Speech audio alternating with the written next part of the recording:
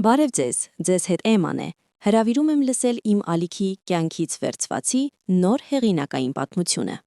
Նոր տարվա նախօրեին Փեսաս ասաց. մենք նշում ենք ծնողներիս հետ, դու մի արի։ Ես չվիճեցի, պարզապես գնացի ընկերոջս հետ նշելու։ Երբ լուսանկարները հրապարակեցի, հեռախոսս ուղղակի պայթում էր զանգերից, իսկ ընկերս պատմությունը հիմնված է իրական դեպքերի վրա։ Ընկերներ, գրեք, որ քաղաքից եք եւ քանի տարեկան։ Շատ հետաքրքիր է, թե ովքեր են մեզ դիտում, հաճելի դիտում։ Այն օրը, երբ ամբողջ երկիրը պատրաստվում էր հանգիստ ընտանեկան հավաքույթի, ես կանգնած էի Վանաձորի իմ բնակարանի խոհանոցում, զգուշորեն դասավորելով մթերքները, թարմ կանաչի, լավ կարագ։ Այն նույնը, որ կինս միշտ գնում էր իր ֆիրմային գաթաների համար։ Զգում էի, թե ինչպես են տնական պատրաստուկների սովորական բույրերը, ինձ պատում հույսի տարօրինակ, լուր զգացումով։ Կարծես պատրաստվում էի տանը կարգ ու կանոն հաստատել ոչ միայն կաթսաների մեջ, այլև սեփական մտքերումս։ Ես առավոտվանից զբաղված էի պատրաստությամբ, կրկնելով այն բաղադրատոմսերը, որոնք կինս կատարելության էր հասցրել մեր համատեղ 30 եւ ավելի տարիների ընթացքում։ Նա կարծես կողքիս լիներ։ Նրա հնչերանգը, շարժումները, սրբիչը ուսին դնելու իր առանձնահատուկ ձևը։ Բայց տանը խուլ լռություն էր, եւ դրանից ամեն ինչ ավելի աղմկոտ էր թվում, նույնիսկ իմ իսկ քայլերը։ Դրան փականը անսպասելի ճռաց։ Ես միանգամից ճանաչեցի այդ ձայնը։ Աղջիկաս Անիի բանալինը հազվադեպ, բայց այնուամենայնիվ հայտնվում էր իմ դրան մեջ։ Նա ինքն էր խնդրել բանալին, բայց հազվադեպ էր օգտվում։ Դուռը բացվեց, եւ շեմին հայտնվեց նա։ Գեղեցիկ, ինքնավստահ, թանկարժեք բաց գույնի վերարկով, որի համար ես գումար էի ավելացրել անցյալ գարնանը, երբ ասաց, որ նոր պաշտոնում պետք է պատշաճ տեսք ունենա։ Պապ, լավ է որ տանն ես, ասաց նա անցնելով կողքովս այնպիսի վստահությամբ, կարծես այստեղ էր ապրում։ Չգրկեց, կարծես չնկատեցել, որ ձեռքս պարզել էի նրան։ Ես սրբիչով սրբեցի ձեռքերս եւ փորձեցի ժպտալ։ Իհարկե տանն եմ, ես առավոտվանից պատրաստվում եմ, չէ որ դուք գալու եք հինգշաբթի, դու, Արմենը, երեխաները, սկսեցի ես, փորձելով նրա դեմքին գտնել գոնե մի փոքր ջերմություն։ Նա պայուսակը դրեց սեղանին, առանց ինձ նայելու։ Մենք պետք է խոսենք, բայց սկզբում մի փոքր խնդրանք։ Ներսումս մի բան սեղմվեց։ Այդ հնչերանգը 3 տարվա ընթացքում շատ ծանոթ էր դարձել, որպես տագնապի ազդանշան։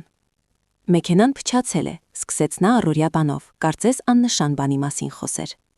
Մեխանիկն ասաց, նորոգումը 200,000 դրամ կարժենա։ Հենց հիմա չունենք, իսկ Արմենը պարգևավճարը կստանա միայն հաջորդ շաբաթ։ Կօգնես։ Մարմինս գլխիցս արագ արձագանքեց։ Ձեռքերս ինքնաբերաբար ձգվեցին դեպի դրամապանակը, չափազանց ծանոթ շարժում։ Ընտանիքը պետք է օգնի ընտանիքին, լուր ասացի ես, հաշվելով գումարը։ Վերցրու։ Անիի ուսերը նկատելիորեն թուլացան, թեթևացումն անկեղծ էր։ Նա արագ գումարը թաքցրեց պայուսակի մեջ, առանց հույզերի, առանց երախտագիտության։ Պարզապես սովորական, հղկված շարժումով։ Շնորհակալություն, պապ, նետեց նա արդեն դեպի ելքը շարժվելով։ Կզանգահարենք։ Նա գնաց քառորդ ժամանց, չհարցրեց, թե ինչ եմ պատրաստում, չհարցրեց, թե ինչպես եմ ինձ զգում։ Չգրկեց, ոչինչ չասաց հինգշաբթի օրվա մասին։ Իսկ ես կանգնած էի սեղանի մոտ, ամանի կողքին, եւ հանկարծ հասկացա, որ պատրաստում եմ դատարկության համար։ Հաջորդ երեկոյան, երբ արդեն սեղանին սպիտակ սփռոց էի փռում եւ սպասք դասավորում 6 հոգու համար։ Անիի, Արմենի, նրանց 2 երեխաների, հարևանի աղջկան, որն օգնում էր ինձ գնումների հարցում, եւ իմ հեռախոսը զանգեց։ Զանգահարում էր Արմենը։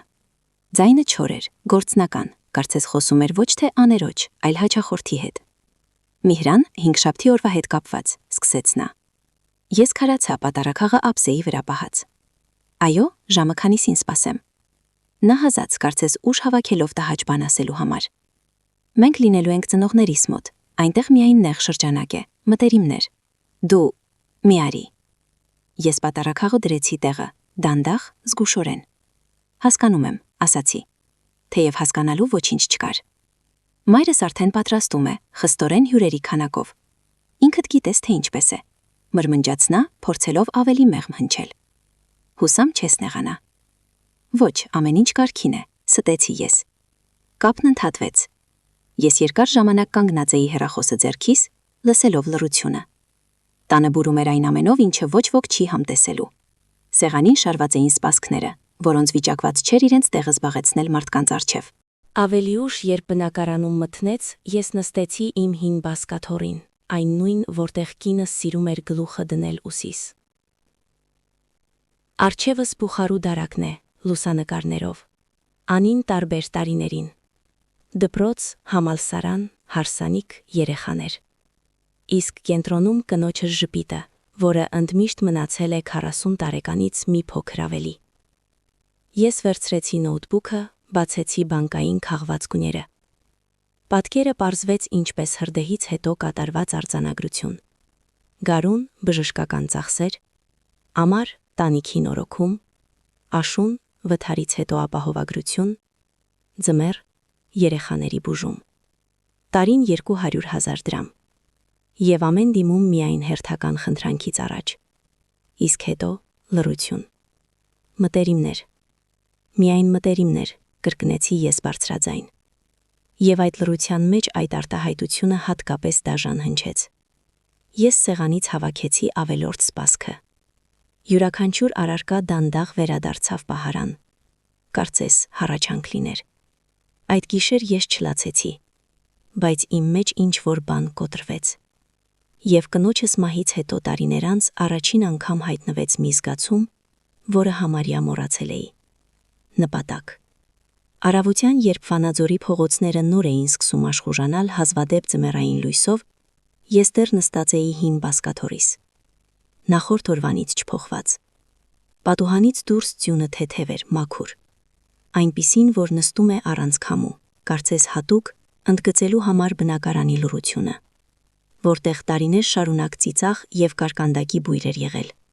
Իսկ հիմա միայն իրենց հյուրերին չգտած սպասքն ու հեռախոսը, որը դրել էի էկրանով դեպի ներքև, չտեսնելու այն, ինչ չէի ցանկանում այլևս սպասել։ Ձեռքիս սառած սուրճով բաժակներ, չհասկանալով, թե երբ եմ այն պատրաստել։ Հիշողությունը չէր ֆիքսում պարզ բաներ, միայն դատարկությունը, որ պատել էր բոլոր կողմերից։ Ես արդեն գիտեի, անին չի գրի, չի զանգի, ոչ մի բառ չի ասի տեղի ունեցածի մասին։ Նրա համար դա ընդամենը հարմար դասավորություն էր։ Իմ համար հերթական ապացույցը, որ ես վաղուց դադարել եմ նրանց կյանքի մի մասը լինելուց, եթե խոսքը գումարի մասին չէր։ Հեռախոսը թրթրաց, անծանոթ համար, հին մասնագիտական զգացումը, այն ինչ մնում է յուրաքանչյուր հրշեջի մեջ, ստիպեց ինձ պատասխանել միայն 4-րդ զանգից։ Հալո։ Ձայնս խրպոտ էր, կարծես մի քանի ժամ բառ չէի արտասանել։ Միհրան, սա, դե ասա որ հիշում ես։ Սա Բորիս Վարդանյանն է, ուսում, 85-րդ թվական, Հրշեջ ակադեմիա։ Ասա որ չես մոռացել ինձ։ Ես վեր թռա։ Անունը հարվածեց հիշողությունների անսպասելի ալիքով, գիշերային մարզումներ, ուսումնական աշտարակ բարձրանալու անհաջող փորձեր, ձեռքս որ հրեց նրան այն պահին, երբ նա արդեն պատրաստ էր հանձնվել։ Մենք այն ժամանակ կանաչ էինք, վստահ, որ աշխարհը մեր ուսերին է։ Բորիս, Տեր Աստված, իհարկե հիշում եմ, շնչեցի ես։ Դու այն մարդն էիրով, ծիծաղեց նա բարձր, անկեղծ, այնպես կարծես տարիներ չէին անցել։ Քանի դեռ ինձ ցույց չտվեցիր, թե ինչպես տեղափոխել ծանրությունը։ Դու իմ կարիերան փրկեցիր, ես դա հիշում եմ։ Նրա ձայնը ջերմ էր, կենթանի, այնպիսին, ինչպիսին չեն խոսում քաղաքավարությունից ելնելով։ Այդպիսի տոն չի լինում, երբ մարդը զանգում է ինչ-որ բան ստանալու համար։ Լսել եմ Թորոսյանից, շարունակում էր Բորիսը։ Դու կարծես այսօր մենակ ես, ճիշտ է։ Պլանը փոխվեց, հետո էլի փոխվեց, այդպես։ Ես փորձեցի ժպտալ, բայց այն ծուր ստացվեց։ Ուրեմն լսիր ուշադիր, դու գալիս ես ինձ մոտ, հենց հիմա, այստեղ։ Ես քաղաքից դուրս մեծ տուն ունեմ, մոտ 15 հոգի կլինեն, ուտելիքն առատ է։ Կինս երեկվանից պատրաստվում է։ Արի, հանուն ամեն ինչի, քանի դեռ ես ինքս չեմ եկել քո հետևից։ Ինձ այստեղ նորմալ մարդու ընկերակցություն է պետք, թե չէ հարազատներս ինձ կհոգնեցնեն։ Բոր, չեմ ուզում ծանրաբեռնել։ Միհրան, ընդհատեց նա հանգիստ, դու իմ մարդն ես, դու ինձ այն ժամանակ փրկեցիր։ Զուգահեռ ցույց կտամ, թե ինչպես եմ ապրում հիմա, կզարմանաս։ Դա ոչ խղճահարություն էր, ոչ էլ ողորմություն, դա հրավեր էր, իսկական։ Ես ավելի խորը շնչեցի։ Հասցենք ուղարկեմ։ Եվ Միհրան, իսկապես ուրախ եմ քեզ լսել։ Նա անջատվեց, իսկ ես եւս մեկ րոպե անշարժ նստեցի։ Ամեն ինչ ներսումս տեղաշարժվեց, կարծես ինչ-որ մեկը պատուհան էր բացել խեղդուկ սենյակում։ Կես ժամ անց ես վեր կացա, ցնցուղը տաք էր, համարյա այրող, բայց ես դուրս չեկա, քանի դեռ ուսերս չէին դադարել քար լինելուց։ Սափրվեցի զգուշորեն, ինչպես ժամանակին ծառայության պաշտոնական ելքերից առաջ։ Հայելու մեջ առաջին անգամ մի քանի օրվա մեջ տեսա մարդու, ոչ թե ստվերի, որը նստած էր խալաթով եւ հին մտքերով։ Ընտրեցի մուգ կապույտ վերնաշապիկը, այն նույնը, որ Անին նվիրել էր 2 տարի առաջ։ Անգամ մտքով անցավ փոխել այն, որպեսզի չհիշեցնի այդ նվերի դրդապատճառների մասին, բայց ոչ, թող կախված մնա, որպես նշան։ Ես այլևս պարտավոր չեմ ինքս ինձ խաբել։ Մինչև դուրը գնալը հայացքս ակամա ընկավ լուսանկարների պատին։ 20-ից ավելի նկարներ, խնամքով դասավորվածս տարիների։ Յուրաքանչյուրի վրա պատմություն, յուրաքանչյուրի վրա ես, կինս, Անին, երեխաները։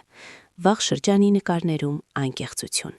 ավելի ուշ շրջանի նկարներում նրա ժպիտն ավելի էր սառչում, իսկ ծախսերս ավելի մեծանում։ Այն նկարում, որտեղ նա 33 տարեկան է, նա փայլում էր։ Դա այն ամիսն էր, երբ ես վճարել էի նրանց մեքենայի առաջին վճարը։ Սուրբ Ծննդյան նկարում նույնպիսի ուրախություն։ Դա այն բանից մեկ շաբաթ անց էր, երբ ես մարել էի նրանց հիփոթեքի ժամկետանց պարտքը։ Ամառային խնջույքի նկարում նրանց հազվադեպ այց է ինձ։ Ես ստուգեցի ամսաթիվը եւ հավելվածում գտա երեխաների բուժման համար փոխանցումը։ Ես մատով անցկացրեցի շրջանակների վրայով, նորից դեպի հինը։ Որքան հեռու, այնքան ավելի անկեղծ էր նրա ժպիտը, մինչև այն պահը, երբ գումարը դադարեց գործիք լինելուց եւ մնաց որպեսի միակ մուտքի տոմսը նրանց կյանքը։ Ես շունչ քաշեցի, վերցրեցի բանալիները եւ չնայելով խոհանոց, որտեղ մնացել էին չտաքացված ուտեստները, դուրս եկա տանից։ Բորիսի տուն տանող ճանապարհը մոտ կես ժամ տևեց։ Ես գնում էի Վանաձորի արվարձանների կողքով, դեպի Անտառի հարևանությամբ գտնվող մասնավոր թաղամաս։ Մեքենաներ գրեթե չկային։ Բոլորն արդեն նստած էին սեղանների շուրջ, իրենց ընտանիքների հետ, իրենց ջերմությամբ։ Բորիս Վարդանյան, մրմնջացի ես բարձրաձայն, կառուցեց 12 ռեստորան, ինքն է վաստակել եւ հրավիրում է ոչ թե շահի համար, ոչ թե գումարի, այլ ընկերության։ Ես բռնեցի ինձ այն մտքի վրա, որ սա անսովոր զգացում է, երբ քեզ կանչում են պարզապես այն պատճառով, որ ուրախ են տեսնել։ Էլիտար թաղամասը դիմավորեց մաքուր ճանապարհներով եւ բարձր եղևնիներով, կարծես բացիկից լիներ։ Ես մոտեցա տեսախցիկով բարձր մետաղական դարպասներին, սեղմեցի կոճակը։ Միհրան, լսվեց ծանոթ հնչեղ ձայնը։ Արագ ներս արի։ Դարպասները բացվեցին մեղմ, առանց ճռճռոցի։ Տունը հսկայական էր, ժամանակակից, ապակեպատ եռահարկ։ Կանգնած էր լայն տարածքի վրա, որի ցանկապատը ոչ թե պաշտպանություն էր, այլ դեկորացիա։ Կողքին մեքենաներ, որոնք ես տեսել էի միայն ամսագրերում։ Սև ամենագնաց, արծաթագույն սեդան, եւս մեկ սև մեքենա, ակնհայտ պրեմիում դասի։ Ես դուրս եկա եւ մի վայրկյան կանգ առա։ Ոչ թե նախնձից, այլ այն գիտակցումից, թե որքան հեռու կարող են տանել տարիներ առաջ կատարված ընտրությունները։ Բորիսն ընտրեց ռիսկը, ես կայունությունը։ Երկուսս էլ չփոշմանեցինք, բայց նրա ուղին բերեց նրան, որ հիմա ես կանգնած եմ մի տան առջև, որտեղ ինձ սպասում են ոչ թե շահի, այլ մարդկային ջերմության համար։ Դուռը բացվեց։ Բորիսը դուրս եկավ ընդառաջ, ձեռքերը տարածած։ Դե արի արդեն ծերուկ, բացականչեց նա, եւ ամուր գրկեց ինձ։ Դու բնավ չես փոխվել։ Ես ուզում էի առարկել, բայց նա ավելի մոտ քաշեց։ Ահա սա է, ասաց նա, իսկականը, ոչ թե այն, ինչ մարդիկ երբեմն պատկերում են։ Եվ ես տարիներ անց առաջին անգամ զգացի, որ կանգնած եմ մի մարդու կողքին, որին ոչինչ պետք չէ ինձնից, բացի իմ երկայությունից։ Բորիսի տան ներսում լուսավոր էր, հանգիստ, բայց ապրում էր ինչ-որ ճիշտ տաք կյանքով։ Առաստաղի տակի փայտե հեծանները, լայն պատուհանները, որոնցից բացվում էր ձնածած կանտարի տեսարանը, մեծ լամպերի մեղմ լույսը։ Այս ամենը ստեղծում էր այն մթնոլորտը, երբ քեզ զգում ես ոչ թե հյուր, այլ մարդ, որին սպասում էին։ Ներս արի, վերարկուտ հանի, ասաց Բորիսը, հագուստը վերցնելով այնպես, կարծես ամեն օր է դա անում։ Եվ պատրաստվիր, իմ Ստելան առավոտվանից օդքի վրա է։ Նրա տոնը սկսվում է, երբ կա ավելորդ մի զույգականջ։ Նա աչքով արեց, ես ժպտացի, իսկապես առաջին անգամ այս օրերի ընթացքում։ Խոհանոցում տաք էր եւ բուրում էր մի բանով, որը կինը ժամանակին անվանում էր տան հոգի։ Թարմ հացաբուլ կեղենի, տապակած մսի, կանաչու եւ ինչ-որ քաղցր բանի, հավանաբար մանդարինի խառնուրդ։ Խիտ մուղ մազերով մի կին շրջվեց դեպի ինձ։ Դուք եք Բորիսի լեգենդը, ասաց Ստելան, ինձ մոտենալով անհավանական անկեղծ շպիտով։ Բարի գալուստ Միհրան։ Ձեր մասին նա այնքան է պատմել, կարծես 100 տարի ծանոթ ենք։ Նա չձգտեց ձեռքսը սեղմել, չձգեց պաշտոնական քաղաքավարի ժպիտը, պարզապես ափսը 2 ձեռքերի մեջ առավ եւ թեթև սեղմեց։ Ներսումս ինչ-որ բան դողաց։ Վաղուց ինձ հետ այդպես չէին ողջունվել, ջերմությամբ, առանց հաշվարկի, առանց կողմնակի ակնկալիքների։ Շնորհակալություն, որ եկաք, հավելեց նա։ Բորիսը վաղուց էր ուզում կանչել ձեզ, բայց հետաձգում էր։ Ասում է կդիմավորենք ինչպես հարկն է, ոչ թե շտապելով։ Ես չգիտեի, թե ինչ պատասխանել, միայն գլխով արեցի։ Հյուրասենյակում մարդիկ էին հավաքվում, ոմանք ափսեով, ոմանք գավաթով, ոմանք ծիծաղում էին ինչ-որ պատմության վրա։ Բոլորը կարծես վաղուց ծանոթ, բայց ոչ փակ նոր մարդու համար։ Նրանք ինձ ընդունում էին հանգիստ, հեշտ, կարծես ես նրանց շրջապատի մի մասն էի։ Սեղանի շուրջ տեղ միանգամից գտնվեց։ Ինձ նստեցրին փոքր շինարարական ընկերություն ներկայացնող տղամարդու եւ IT նախագծերով զբաղվող կնոջ միջև։ Երկուսն էլ ինձ հետ խոսում էին որպես հավասարի, լսում էին ուշադիր, ոչ թե հարկադրանքից, այլ իսկապես։ Միհրան, ասաց սեղանի ծախից մորուքով տարեց տղամարդ։ Բորիսը պատմում էր, որ դու 30 տարի հրշեջ ծառայության մեջ ես եղել։ Դա կյանք է, իսկ որն էր ամենածանր կանչը։ Հարցը պարզ էր, բայց այն տրվեց այնքան լուր ու հարգալից, որ ես պատասխանեցի ազնվորեն, չգնալով պաշտոնականության։ Ամենածանրը նրանք են, ուր հասնում ես ուշ, երբ հասկանում ես, որ արել ես այն ամենը, ինչ կարող էիր, բայց միևնույն է ուշ է։ Աջ կողմի կինը դրեց պատարագ եւ նայեց լուրջ։ Դա երևի տարիների հետ ոչ մի տեղ չի գնում։ Ոչ, ասացի ես, չի գնում։ Պարզապես սովորում ես գրել այն այնպես, որ այն ներսից չայրի։ Զրույցը աստիճանաբար կենթանի դարձավ։ Պատմություններ, հիշողություններ, հարցեր, ծիծաղ։ Ոչ ոք չէր հարցնում, թե որքան էի վաստակում, ինչ փոխանցումներ էի կատարում երեխաներին, ինչ հաշիվ ունեմ բանկում։ Ոչ ոքի դա պետք չէր։ Բորիսը լսում էր, երբեմն կատակային բառեր ավելացնում, քաջալերում, կարծես ուզում էր, որ ես բացվեմ, որ ինձ կամ նրանց շրջապատի մասը։ Ընթրիքից հետո նա ինձ տարավ համայնապատկերային ապակեպատմամբ ընդարձակ տերասա։ Ապակու հետևում անտառներ, մութ, հանգիստ, կարծես մեզ անջատելով ավելորդ ամեն ինչից։ Դու գիտես, ասաց Բորիսը, նայելով անտառին, ես վաղուց էի ուզում քեզ հետ խոսել, ինչ որ կերպ քիչ էինք տեսնվում, իսկ չէ որ դու ինձ համար շատ բան ես արել։ Այն ժամանակ ուսման մեջ դու այն մարդն էիր, ով թույլ չտվեց ինձ հանձնվել։ Ես ծիծաղեցի։ Ես ընդամենը բացատրեցի, թե ինչպես բաշխել ծանրությունը։ Դու ինձ վստահություն տվեցիր, կոշտ պատասխանեց նա, իսկ առանց դրա ես չէի կառուցի իմ ոչ մի ռեստորանը։ Նա նայեց ուղիղ, եւ այսօր քո ժամանումը պատիվ է ինձ համար։ Ես հասկացա, որ ոչինչ չունեմ ասելու, կոկորդս այնպես սեղմվեց, որ բառեր չգտնվեցին։ Նա թփթփացրեց ուսիս, կարծես ուզում էր ինձնից հանել այդ ծանրությունը։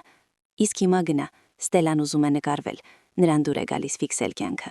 Ասում է հիշողությունը փխրուն բան է, լավ է օգնել նրան։ Մենք վերադարձանք ներս, Ստելան արդեն հեռախոսը ձեռքին կանգնած էր, ընտրելով ֆոնը։ Ահա այստեղ, եղևնիների եւ լույսերի ֆոնին։ Կանգնեք միասին, ասաց նա։ Բորիսը գրկեց ուսերս։ Ես ուղվեցի, չփորձելով թաքնվել, եւ Ստելան մի քանի նկար արեց։ Հիանալի է, ասաց նա ժպտալով։ Ահա, նայեք, թե ինչ լուրջ տղամարդիկ եք դուք երկուսդ։ Նկարում ես կանգնած էի վստահ, հանգիստ, ինչպես առաջ։ Այն տարիներին, երբ դեռ թվում էր, թե շրջապատող աշխարհը պահվում է մարդկանց վրա, որոնք ունակ են ազնիվ լինել։ Այդ նկարը ես հետո երկար էի դիտում, բայց այն ժամանակ պարզապես գլխով արեցի, ասելով շնորհակալություն ձեզ։ Երեկոն արագ անցավ։ Զրույցներ, ծիծաղ, ջերմություն, պատկանելության զգացում, որն ինձ այնքան պակասում էր շատ տարիներ։ Երբ վերադարձա տուն, արդեն ուշ էր։ Ես նստեցի բազկաթորիս, հեռախոսս հանեցի, բացեցի նկարը։ Ձնածած կանտառ, տան լույսերը, ես եւ Բորիսը, կարծես երկու մարդ, որոնք վերջապես գտան միմյանց երկար դադարից հետո։ Եվ ես գրեցի կարճ արտահայտություն, առանց սրսկումների, առանց չարությամբ, բայց ճշմարտությամբ։ Երեկո իսկական ընկերների հետ։ Շնորհակալություն Բորիս, որ հիշեցրեցիր, թե ինչպիսի տեսք ունի իսկական ընտանիքը։ Ես սեղմեցի հրապարակել, հեռախոսը դրեցի էկրանով դեպի ներքև, թեյլցրեցի, նստեցի պատուհանի մոտ։ Եվ 20 րոպե անց տունը լցվեց թրթրոցներով։ Հաղորդագրություններ, զանգեր, նորից հաղորդագրություններ, կտրված բառեր, չասված արտահայտություններ, նույն անունները՝ Անի, Արմեն։ Ես խմում էի թեյս, առանց ձեռք տալու հեռախոսին։ Թող զանգեն, թող մտածեն, թող հաշվարկեն, թե ինչ է փոխվել։ Իսկ ես պարզապես լուր էի։ Երկար ժամանակ անց, առաջին անգամ ինձ զգալով ոչ թե լքված, այլ ազատ։ Հեռախոսը վերցրեցի միայն առավոտյան, երբ լույսը պատուհանից սկսեց ցուրտ ու խիտ դառնալ, ինչպես լինում է դեկտեմբերին, Վանաձորում։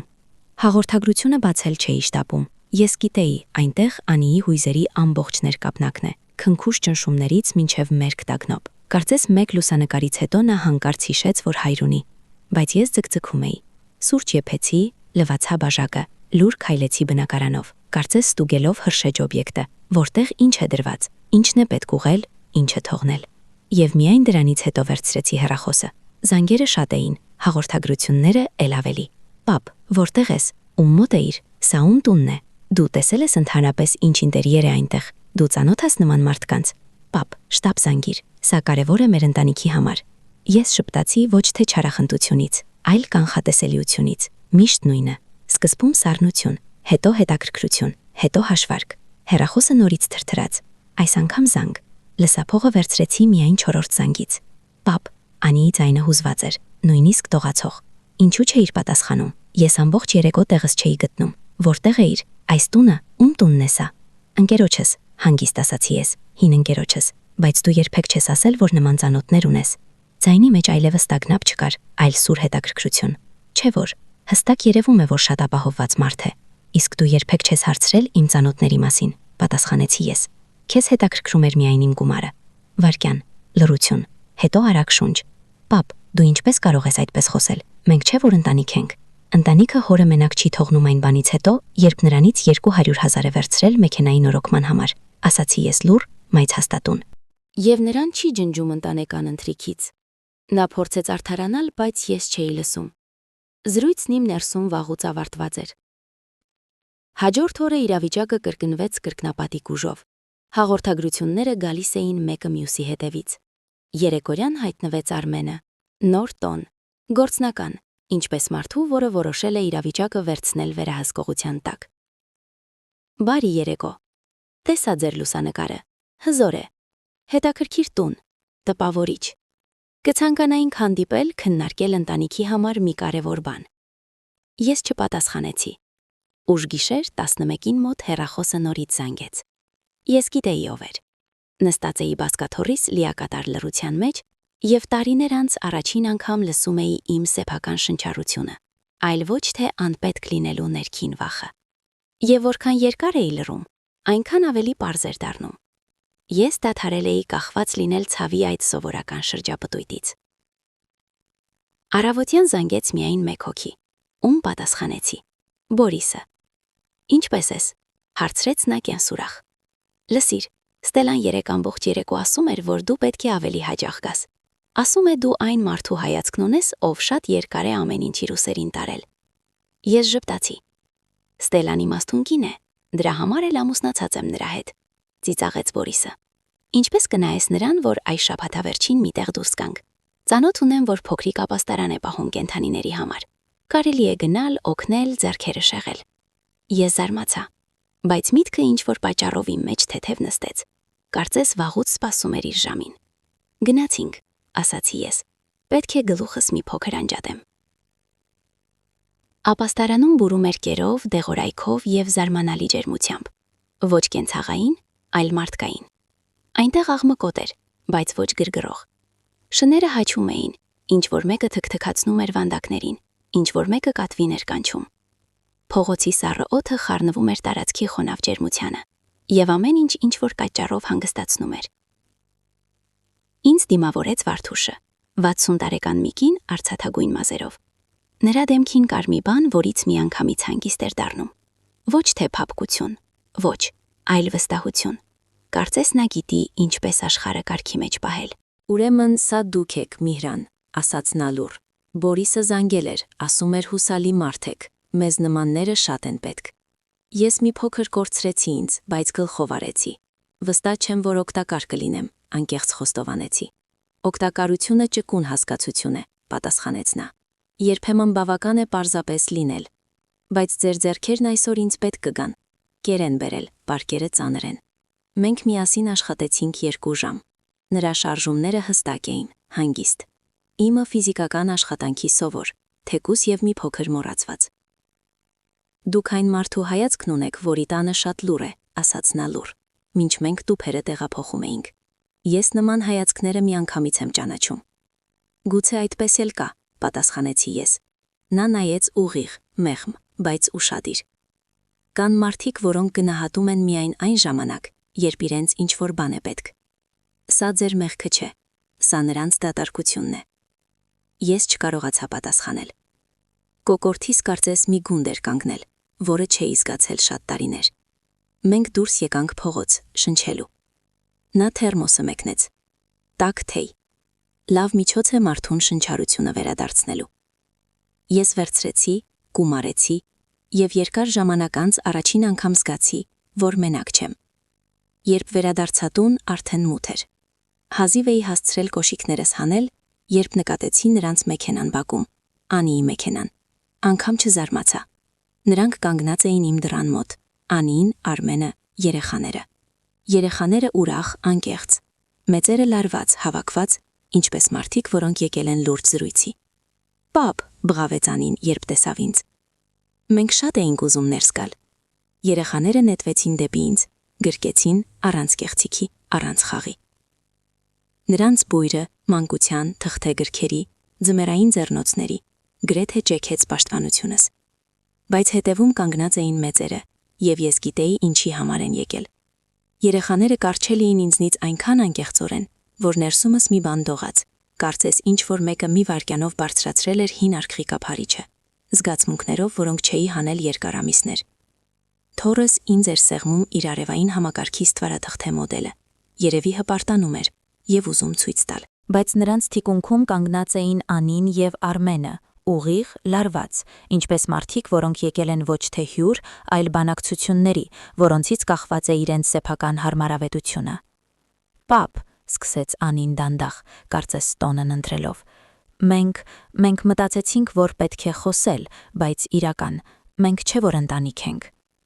Ես նայեցի նրան երեխայի գլխի վրայով, որն այդ պահին իր փոքրիկ ձեռնոցը մտցնում էր գրպանս, կարծես ուզում էր այնտեղ թողնել իր մի մասնիկը։ Ընտանիք, կրկնեցի ես։ Լավ, ներս եկեք։ Ես բացեցի դուռը։ Երեխաները ներս թռան առաջինը, հեշտությամբ, կարծես այդ ամբողջ ժամանակ այստեղ էին ապրել։ Նրանք միանգամից նկատեցին խաղալիք նապաստակը, որը թորուհիս պատահաբար թողել էր ինձ մոտ անցյալ անգամ, և աղջիկը ուրախ բղավեց։ Նա այստեղ է, ես մտածում էի կորցրել եմ։ Նա վազեց, վերցրեց խաղալիքը և սեղմեց կրծքին այնքան քնքուշ, որ ներսումս ինչ-որ բան կոտրվեց և միաժամանակ խոսեց։ Բայց ես Անին և Արմենին ավելի սառը նայեցի։ Ինձ պետք էր լսել նրանք կլուծվեն մանկական ուրախության մեջ։ Մենք անցանք հյուրասենյակ, ես ժեստով առաջարկեցի մեծերին նստել, ինքս չնստեցի։ Անին սկսեց, այն նույն ձայնը, մեղմ, մի փոքր դողացող, բայց այդ դողի մեջ ես լսում էի ոչ թե զգացմունք, այլ տրամադրելու փորձ։ Պապ, մենք տեսանք քո լուսանկարը, այնտեղ շատ գեղեցիկ տուն է, ով է այդ մարդը, դուք վաղուց եք ընկերություն անում։ Ես հանգիստ ասացի, մենք միասին ենք սովորել, նա իմ ընկերն է իրական, և այո, նա ապրում է լավ, վաստակած։ Արմենը մի փոքր առաջ թեքվեց, ափը ծնկին, կարծես ուզում էր մասնակցություն ցույց տալ, բայց աչքերում կարդացվում էր հաշվարկ, ծանոթ, շատ ծանոթ։ Դուք մեզ ներեք, մենք պարզապես անհանգստանում ենք ձեզ համար, ուզում ենք հասկանալ ինչով եք ապրում, ով է կողքներդ, սա կարևոր է ընտանիքի համար։ Ես վայրկյանով քարացա, որպեսզի կտրուկ չասեմ, բայց մեղմ խոսել էլ չէի պատրաստվում։ Ընտանիքի համար կարևոր էր ինձ մենակ չթողնել տոնին, պատասխանեցի ես, բայց դուք թողեցիք այն բանից հետո, երբ վերցրեցիք 200,000-ը, այն բանից հետո, երբ անգամ չհարցրեցիք, ինչպես եմ ինձ զգում։ Արմենը բացեց բերանը, արդարանալու, արարկելու, հարթելու համար։ Բայց ես բարձրացրեցի ձեռքս, հասկացնելով, որ պետք չէ։ Անցնենք գործի, շարունակեցի ես։ Դուք այստեղ չեք լուսանկարի կամ իմ ընկերների պատճառով։ Դուք այստեղ եք, որովհետև ձեզ ինչ-որ բան է պետք։ Անին շուրթերով մի փոքր դողաց, հետո շունչ քաշեց, հետո այն նույն լուր ձայնը, որով նա միշտ մոտենում էր խնդրանքին։ Պապ, մենք տուն ենք գտել քաղաքի լավ մասում, ընդարձակ, երեխաները երջանիկ կլինեին, դպրոցը մոտ է, անվտանգ թաղամաս, և մեզ պակասում է 240,000 առաջին վճարի համար։ Խոսքերը սկսեցին զնգալ ինչ-որտեղ օդում, ինչպես լար, որը չափից դուրս են ձգել։ Երեխաները գլուխները բարձրացրեցին, նրանք չէին հասկանում, բայց զգում էին լարվածությունը։ Ես ասացի շատ հանգիստ, որպեսզի չվախեցնեմ նրանց։ Սա հրատապ դեպք չէ, սա հիվանդություն չէ, վտանգ չէ, աղետ չէ։ Սա կենսամակարդակի բարելավում է, սա գեղեցիկ ապրելու ցանկություն է, և դուք ուզում եք, որ դրա համար վճարեմ ես։ Անին բռնկվեց, Պապ, բայց սա չէ որ թորների համար է։ Մենք ուզում ենք նրանց տալ լավագույնը։ Իսկ ինչու լավագույնը պետք է լինի իմ գումարներով, հարցրեցի ես լուռ։ Ինչու չեք ուզում դրա վրա վաստակել ինքներդ։ Լռությունը դարձավ խիտ։ Արմենը փորձեց գրոհել։ Դուք չէ որ հասկանում եք, որ երեխաներին տարածք է պետք, լավ պայմաններ, սա քմահաճույք չէ։ Քմահաճույք է, ընդհատեցի ես, որովհետև դուք ինձ հիշում եք միայն այն ժամանակ, երբ ձեր կյանքում ինչ-որ բան բարելավելու կարիք ունեք։ Դուք երկու ձեռքով վերցնում եք ամեն ինչ, ինչ տալիս եմ, եւ մոռանում եք, որ ես ինքս էլ մարդ եմ, ոչ թե դրամապանակ, մարդ։ Թորնիկս լուր հարցրեց. Պապիկ, մենք այլևս չենք գալու։ Այս խոսքերից ներսումս մի բան խայթեց, բայց ես ծնկաչոք իջա, որպեսի լինեմ նրա մակարդակին, շոյեցի ուսը եւ ասացի. Դուք միշտ կարող եք գալ արևս, միշտ, բայց մեծերը պետք է իրենց պահեն ազնիվ, սա կարևոր է։ Նա գլխով արեց, դեռ չհասկանալով, բայց զգալով, որ խնդիրը նրա մեջ չէ։ Ես վեր կացա, նորից շրջվեցի դեպի մեծերը։ Ես օգնել եմ 3 տարի, մշտական խնդրանքներ, մշտական լռություն դրանից հետո։ Ոչ երախտագիտություն, ոչ այցելություններ, պարզապես այնպես, ոչ մեկ անգամ։ Դուք ինձ հիշում էիք միայն այն ժամանակ, երբ պետք էր փակել բյուջեի անցքը։ Արմենը ուզում էր առարկել, բայց խոսքերը կոկորդին մնացին։ Եվ դուք դեռ սպառնում էիք, շարունակեցի ես հանգիստ։ Մի սպասեք, որ մենք երեխաներին կբերենք։ Սա դուք ասացիք, դուք իմ տանն եք, իմ տանը։ Լռությունը խուլ էր։ Այդ պատճառով շնչեցի ես այլևս գումար չեմ տալիս։ Ընդհանրապես երբեք, ոչ տան համար, ոչ մեքենայի, ոչ նորոգման, ոչ ում քմահաճույքների։ Պապ, Անիի ձայնը դողաց արդեն իսկապես, ոչ թե խաղով։ Դու օտար մարդկանց ես ընտրում մեր փոխարեն։ Ոչ, ասացի ես հաստատուն, ես ընտրում եմ հարգանք։ Այն ձեզ մոտ ինձ նկատմամբ վաղուց ավարտվել է։ Արմենը կտրուկ վեր կացավ։ Ուրեմն այսպես, այդ դեպքում մի սպասիր, որ մենք երեխաներին կբերենք։ Մենք թույլ չենք տա։ Երեխաները կգան ինձ մոտ, երբ մեծանան, ասացի ես հանգիստ, երբ կարողանան ընտրել իրենք։ Իսկ դուք քանի դեռ սովորեք ապրել առանց իմ գումարների։ Նա քարացավ։ Անին գունատվեց։ Թորնիկս կանգնած էր իր նապաստակը ձեռքին եւ նայում էր ինձ լայն բացված աչքերով։ Պապիկ, կարող եմ նապաստակը տուն տանել, լուր հարցրեց նա։ Ես թեքվեցի, ուղեցի նրա ձեռնոցը, ժպտացի։ Իհարկե կարող ես, բայց եթե նա հանկարծ նորից կորչի, ես միշտ նրա համար տեղ կգտնեմ։ Նա գլխով արեց։ Մեծերը ոչ։ Նրանք գնացին արագ, շտապով, անգամ հրաժեշտ չտալով։ Մեքենան միացավ, լուսարձակները մի վայրկյան լուսավորեցին պատուհաններս, իսկ հետո անհետացան բակի անկյունում։ Ես մնացի կանգնած դրան շեմին, դուռը միանգամից չփակելով։ Գիշերային օդը ցուրտ էր, մաքուր, բայց ներսում, ինչքան էլ զարմանալի է, հանգստություն էր։ Ոչ երջանիկ, ոչ ուրախ, բայց հանգիստ։ Այնպես ինչպես լինում է, երբ մարդը վերջապես դադարում է վազել նրանց հետևից, ովքեր իր կողքով չեն քայլում։ Նրանց հեռանալուց հետո գիշերը ծանր անցավ։ Ես երկար նստեցի վազկաթորին, նայելով մի կետի, եւ կարծես լսում էի դեռ այն փոքրիկ մանկական ձայնը։ Պապիկ, կարող եմ նապաստակը տուն տանել։ Այս փոքրիկ արտահայտությունը ասված առանց հաշվարկի, առանց կեղծիքի, կարծես երկու մասի բաժանեց ինձ։ Մի մասն ուզում էր վերադարձնել երեխաներին, գործադրել բոլոր ուժերը, որ նրանք կան։ Մյուսն էլ գիտեր, նրանց յուրաքանչյուր այցը մեծերի գործիքն է, հերթական ճնշման պատրվակ։ Լծակը, որը սեղմում են, երբ նրանց հերթական անգամ փրկություն է պետք։ Մինչև լուսաբաց ես չքնեցի։ Նստած էի խոհանոցում, լսում էի, թե ինչպես է հին սառնարանը պարբերաբար հառաչում, կարծես ինքն էլ էր հոգնել վկան լինելու այդ անվերջանալի փորձերին պետքական լինելու։ Միայն առավոտյան ժամը 9-ին ես զգացի, որ պետք է ինչ-որ բան անել, ոչ թե խոսքերով, այլ գործով, որպեսզի դադարեմ ապրել ընտանիքը կորցնելու վախի եւ նորից հերթական հրատապ կարիքի աղբյուր դառնալու վախի միջև։ Ես հավաքեցի Բորիսի համարը։ Նա պատասխանեց միանգամից, կարծես զանգին էր սպասում։ Լավ ես։ Դժվար է ասել, անկեղծ խոստովանեցի ես, բայց ես ուզում եմ ինչ-որ օգտակար բան անել, որպեսզի չխելագարվեմ սեփական մտքերից։ Ուզում ես գնա ապաստարան։ Այո, նրա ձայնը մեղմացավ։ Վարդուշին կասեմ, որ կգաս, նա հուսալի մարդ է։ Վարդուշը արդեն սպասում էր ինձ։ Նրա աչքերում չկար ոչ հետաքրքրասիրություն, ոչ հարցաքննելու փորձ, միայն մարդու հանգստություն, ով տեսել է ուրիշի ցավը շատ անգամներ եւ սովորել է տարածք տալ։ Օրն այսօր դժվար է, ասաց նա ոչ բարձր։ Մի քանի վախեցած շուն են բերել, ձեռքեր են պետք, ուզում եք նրանցից սկսել։ Թեկուզ ինչից, պատասխանեցի ես, գլխավոր է գլուխը ինչ-որ բանով զբաղեցնելն է։ Նա գլխով արեց։ Մենք նրա հետքերով պարքեր էինք քաշ տալիս, անկողնիներ փոխում, ջուրը լցնում, մի քանի ամենանյարդային շներին հրապարակ հանում, որ նրանք մի փոքր վարժվեն մարդկանց։ Աշխատանքը ծանր էր։ Մի պահ ես զգացի, որ մեջքս ցավում է, ինչպես լինում էր հրդեհից հետո, երբ ժամերով ստիպված էի լինում գուլպաներ քանդել կամ ծուխ շնչել այնքան երկար, որ թոքերս հետո զնգում էին։ Բայց հոգնածությունն ազնիվ էր, այնպիսին, որը ոչ թե քանդում է, այլ մարդուն կտոր-կտոր հավաքում։ Դուք վատ չեք դիմանում, ասաց Վարդուշը, հետևելով թե ինչպես եմ ես համոզում մի ծեր գրեթե ճերմակած շանը դուրս գալ անկյունից, իմ տարիքի շատ տղամարդիկ չեն դիմանում։ Իսկ ես պարզապես վաղեմի փորձ ունեմ աշխատելու քաոսի մեջ, ասացի ես, եւ ծեր շունը կարծես լսելով իմ հնչերանգը մեղմ քթով ձգվեց դեպի ինձ։ Վարդուշը ժպտաց աչքերի իրական անկյուններով։ Սա երևում է, դուք հուսալի ձեռքեր ունեք, շները նմաններին հավատում են։ Մի փոքր ուշ, երբ մենք նստեցինք ապաստարանի առջևի նստարանին շունչ քաշելու համար, նա թերմոսից տաք թեյ լցրեց եւ մեկնեց ինձ։ Դուք ներսում ինչ-որ բան ունեք, որ ցավում է, ասաց նա։ Ես ուզում էի կատակել, հեռանալ ուղղակիությունից, բայց զգացի, որ չեմ կարող։ Պարզապես շունչ քաշեցի։ Երբ ընտանիքը քեզ վերաբերվում է որպես քո խնդիրները լուծելու միջոցի, այլ ոչ թե որպես մարդու, սկսում ես մտածել, որ գուցե դու հենց այդ միջոցն ես, այլ ոչ թե մարդ։ Նա լսում էր ուշադիր, առանց իր եզրակացություններով միջամտելու։ Երբեմն, ասաց նա լուռ,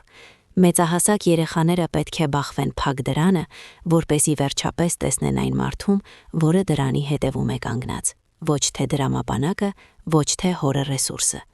Ես դանդաղ գլխով արեցի։ Սա մխիթարանք չէր, սա ճշմարտությունն էր։ Երբ կեսօրից հետո ես վերադարձա տուն, կայանատեղում նորից կանգնած էր Անիի մեքենան։ Դա ինձ այլևս չէր զարմացնում։ Անին մեքենայից դուրս եկավ առաջինը, կարծես վախենում էր, որ ես կգնամ, եթե նա անմիջապես չհայտնվի։ Նրա հետևից Արմենը, լարված, դեմքի այն արտահայտությամբ, որը ես շատ լավ գիտեի։ Մարդ, որը պատրաստվում է վերահսկողության տակ վերցնել իրավիճակը եւ ցանկացած զրույց թեքել իրեն շահավետ կողմ։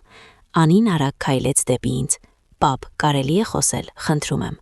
Բայց ես արդեն տեսնում էի, որ երեխաները նրանց հետ չեն, եւ ներսում ամեն ինչ ավելի պարզ դարձավ։ Եկեք խոսենք այստեղ, ասացի ես հանգիստ, փողոցում։ Ես ուժ չունեմ նորից ընտանեկան ներկայացումներ խաղալու։ Արմենը հայացք փոխանակեց Անիի հետ, հետո սկսեց հավասար ձայնով։ Մենք 3 չափն անցանք, մենք էմոցիոնալ էինք, չպետք է այդպես խոսեինք, բայց դուք էլ մեզ դրեցիք շատ տհաճ իրավիճակի մեջ։ Ինչով, հարցրեցի ես։ Նրանով, որ դադարեցի լինել ձեր հովանավորը։ Նա կարմրեց, բայց փորձեց պահել դեմքը։ Սա անազնիվ է։ Մենք հաշվարկել էինք, որ դուք մեզ կաջակցեք։ Մենք չէ, որ ընտանիք ենք։ Ընտանիքը այն է, երբ աջակցությունը փոխադարձ է, ասացի ես ձայնս չբարձրացնելով։ Իսկ դուք աջակցում եք միայն ձեր շահերը։ Անին շունչ քաշեց, կարծես խոսքերը հարվածել էին նրան ֆիզիկապես։ Պապ, խնդրում եմ, այդպես մի խոսիր։ Մենք հասկանում ենք, որ սխալվել ենք։ Բայց մենք ուզում ենք լինել մոտ, ուզում ենք, որ ամեն ինչ լինի ինչպես առաջ։ Ես նայեցի նրան երկար եւ լուռ ասացի. ինչպես առաջ չի լինելու, եւ գումաս չի լինելու, ոչ մի կոպեկ, երբեք, ոչ մի պատրվակով։ Արմենի դեմքը փոխվեց։ Ես նրա մեջ տեսա ոչ թե աղջիկաս ամուսնուն, այլ մի մարդու, որը կորցրել է շահավետ ռեսուրսը։ Սառը մետաղական փայլ անցավ նրա աչքերով։ Դուք կզղջաք, ասաց նա լուռ։ Ես տեղիցս չշարժվեցի։ Ոչ, պատասխանեցի ես։ Դուք կզղջաք, որովհետև երեխաները վաղ թե ուշ կհասկանան, որ դուք նրանց սովորեցրել եք վերցնել, այլ ոչ թե սիրել։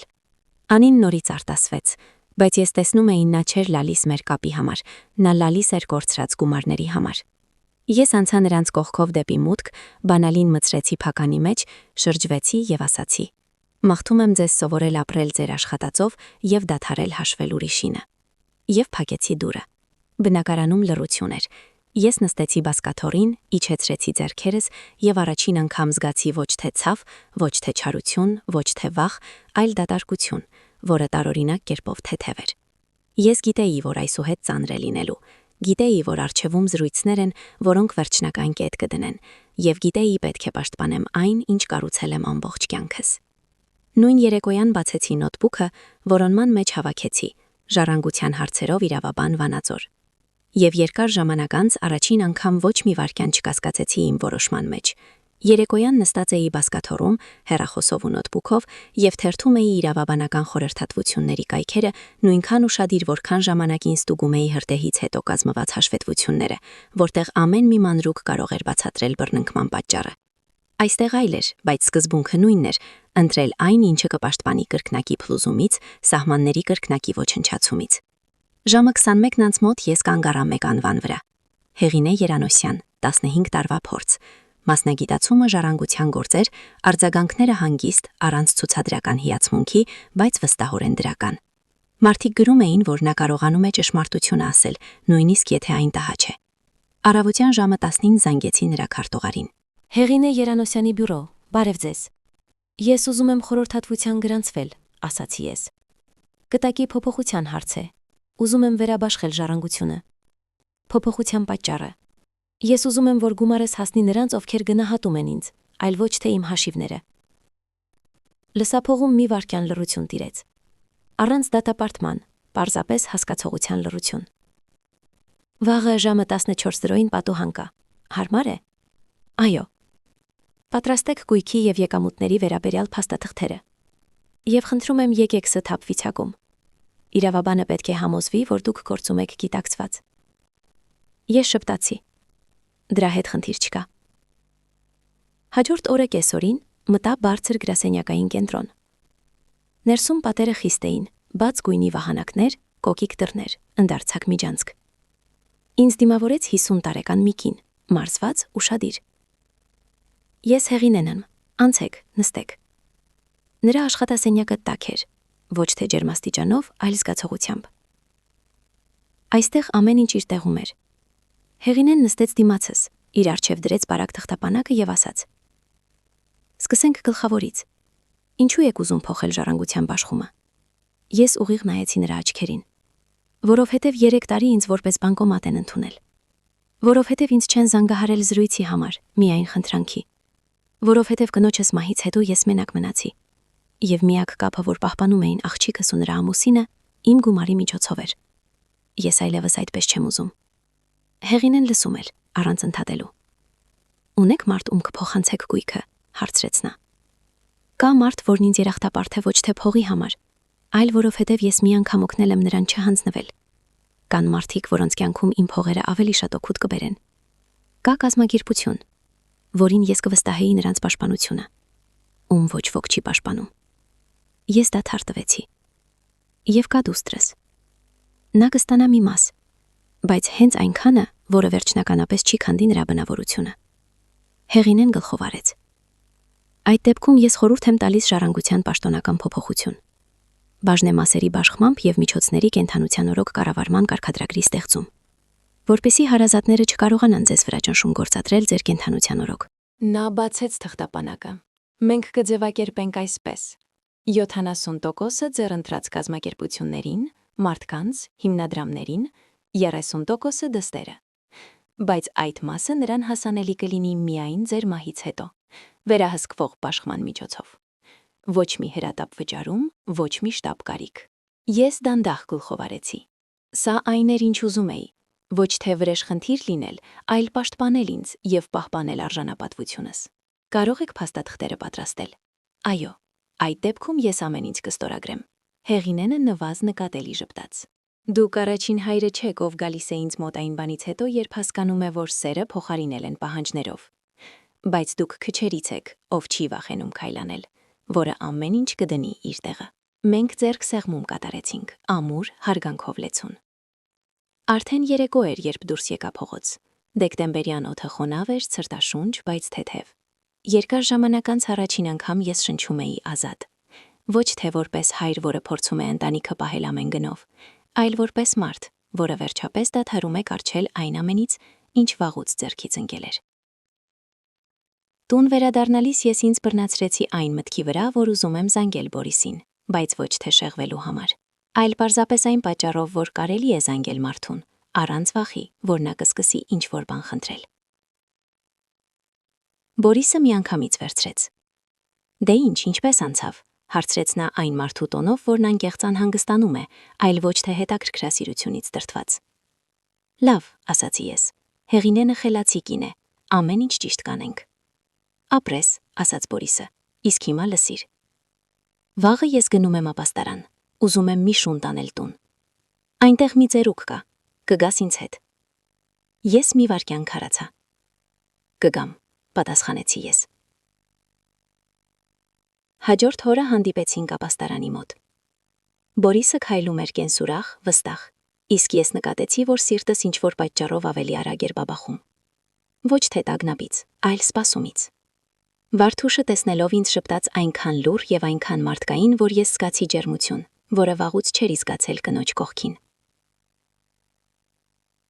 Միրան, նորից ուրախ ենք տեսնել։ Մենք այստեղ մի ծերուկ ունենք, որին ոչ ոք չի տանում։ Նա անընդհատ սպասում է։ Նա գլխով արեց դեպի կողային վանդակը։ Ես մոտեցա։ Ալեհեր լաբրադորը պարկած էր դունչը դրած թաթերին։ Ծեր, հոգնած, բայց աչքերի մեջ այնպիսի իմաստություն կար, որ ես ինքս ինձ տեսա։ Նա բարձրացրեց գլուխը եւ դանդաղ մոտեցավ ցանցին, կարծես ուզում էր ասել. «Մի հարցրու, տար»։ Նրա անունը Դունայ է, ասաց Վարդուշը, 13 տարեկան, հիվանդություններ ունի, պետք է խնամել, բայց նա խելացի է եւ նվիրված։ Ես մեկնեցի ձեռքս, նա քթով հպվեց ափիս, տակ, վստահորեն։ «Տար», ասաց Բորիսը, նա քոնն է։ Ես չվիճեցի։ Երբ Դունային տանում էի տուն, նա սկզբում քայլում էր դանդաղ, զգուշորեն, իսկ հետո ավելի արագ, կարծես հասկանում էր, որ սա պարզապես զբոսանք չէ, այլ նոր տուն, նոր մարդ, նոր կյանք։ Եվ ես հասկացա, որ սա առաջին քայլն էր ոչ թե դեպի մենություն, այլ դեպի նոր ազնիվ ապագա։ Երեկոյան, երբ Դունայը տեղավորվեց ոտքերիս մոտ, գնդիկ դարձավ ու քնեց, ես նստեցի բազկաթոռին, վերցրեցի հեռախոսը եւ բացեցի հաղորդագրությունները։ Այնտեղ ամեն ինչ կար։ Պապ, դու իսկապես չես փոխի միտքդ, մենք չէինք ուզում քեզ նեղացնել։ Արմենը անհանգստանում է, որ քո շուրջ ինչ-որ նոր մարդիկ են հայտնվել։ Պապ, ասա, որ սա ընդամենը թյուրիմացություն է։ Ես կարդացի ամեն ինչ, եւ առաջին անգամ ոչ ցավ զգացի, ոչ չարություն, միայն հանգստություն։ Նրանք խնդրում էին վերադարձնել հին դերը, բանկոմատի դերը, բայց ես այլևս չէի պատրաստվում լինել դա։ Ես գրեցի մեկ կարճ հաղորդագրություն։ Մենք կխոսենք դեկտեմբերի 5-ից հետո, եւ հասկացա, որ առջևում վերջին զրույցն է, որը կետ կդնի, այլ ոչ թե ստորակետ։ Դեկտեմբերի 5-ը ցուրտ էր, բայց պարզ, հազվադեպ դեկտեմբերյան օր, երբ լույսը գոնե մի քիչ պահվում է երկնքում, այլ ոչ թե ընկնում քաղաքի վրա։ Կեսօրից անմիջապես հետո ես դուրս եկա տնից նախապես։ Դունայը դանդաղ ուղեկցեց ինձ հայացքով իր գորգիկից։ Նա արդեն այնքան էր վարժվել, որ կարող էր քնել, հենց ես փակում էի դուռը, վստահ, որ ես վերադառնալու եմ։ Ես գնում էի դեպի Հեղինեին, առանց հուզունքի, այն մարդու տարօրինակ հանգստությամբ, ով երկար ժամանակ քայլել է ճահճոտ հողի վրայով, իսկ հետո վերջապես դուրս է եկել ամուր տեղ։ Ձեռքիս փաստաթղթերի թղթապանակներ, կոկիկ դասավորված, ստորագրված, պատրաստ դառնալու իմ իրավական հաշիվը։ Գրասենյակում լուր էր, Հեղինեն ողջունեց կարճ։ Պրոֆեսիոնալ, բայց նրա հայացքը տաք էր, ինչպես այն բժշկինը, որը հասկանում է, որ հիվանդը վերջապես որոշել է բուժվել, այլ ոչ թե պարզապես հանգստացնել ախտանիշները։ Միհրան, ասաց նա փաստաթղթերը սեղանին դասավորելով։ Հիմա մենք ամեն ինչ կանցնենք կետ առ կետ։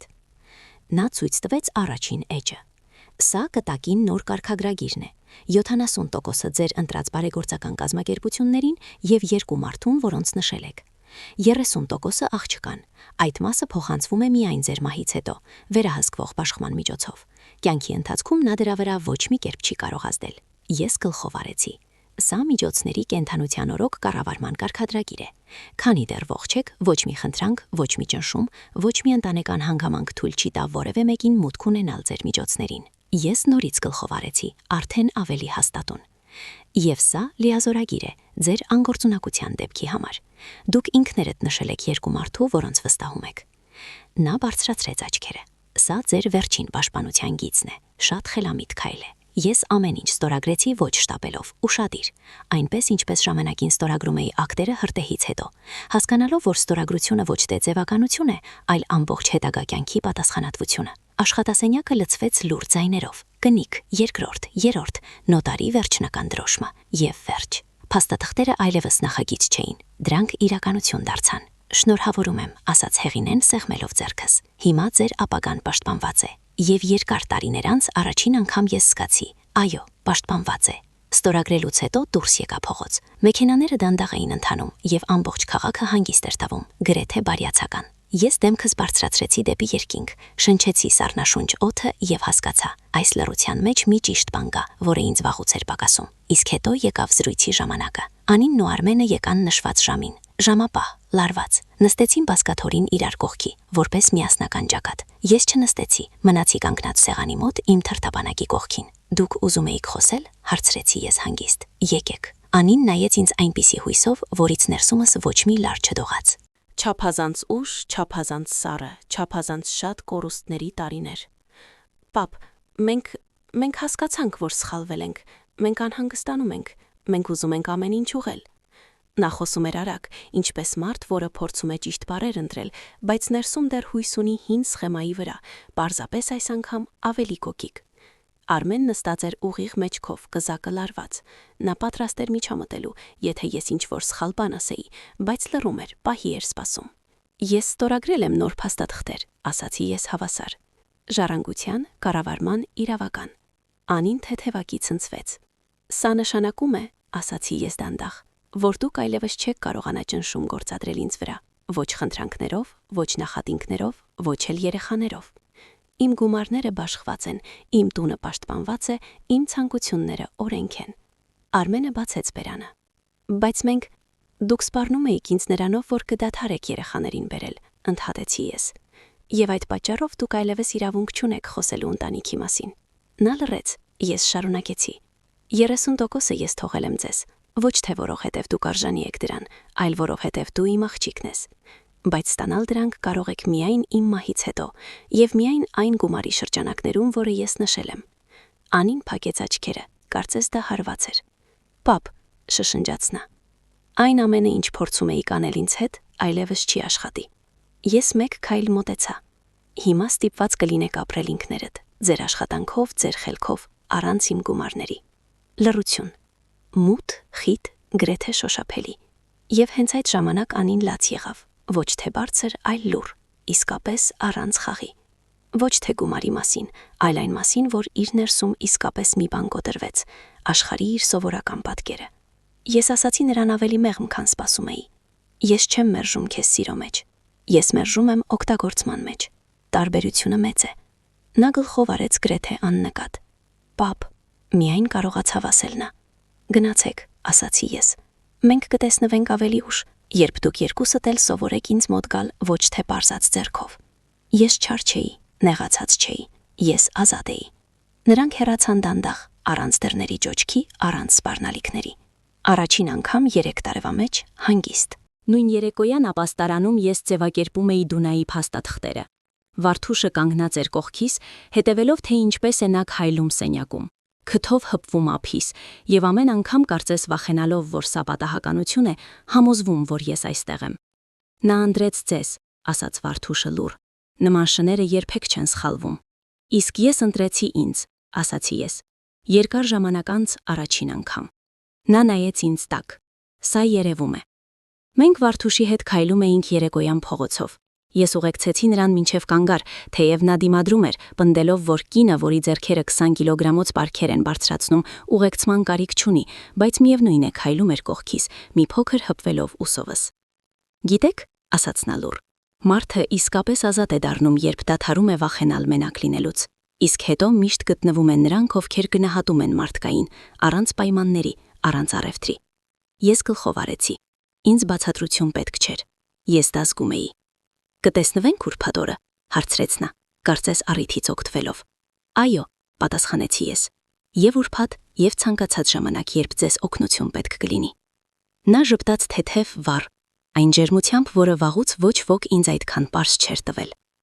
Ես վերադարձա տուն։ Դունայը բարձրացրեց գլուխը, պոչով արեց, դունչը դրեց ծնկներիս։ Ես ձեռքս անցկացրեցի նրա բրդի վրայով եւ մտածեցի. ես այլևս մենակ չեմ։ Սեղանին հեռախոսներ, այն հանգիստ էր, սև, առանց հաղորդագրությունների բռնկումների, առանց թխուր զանգերի։ Ես թեյ լցրեցի, նստեցի բազկաթորին, Դունային մոտեցրեցի ինձ եւ երկար տարիներ անց առաջին անգամ զգացի հավասար, խորը, լուռ զգացողություն։ Կյանքս նորից է սկսվում։ Իրական, ազատ, ազնիվ։ Եվ այդ պահին հասկացա. ինձ այլևս ոչ ոք չի օգտագործում, ինձ այժմ միայն գնահատում են։ Եթե այս պատմությունը ձեզ դուր եկավ, Լայք դրեք, բաժանորդագրվեք ալիքին և կիսվեք ձեր տպավորություններով մեկնաբանություններում։ Շնորհակալություն դիտման համար։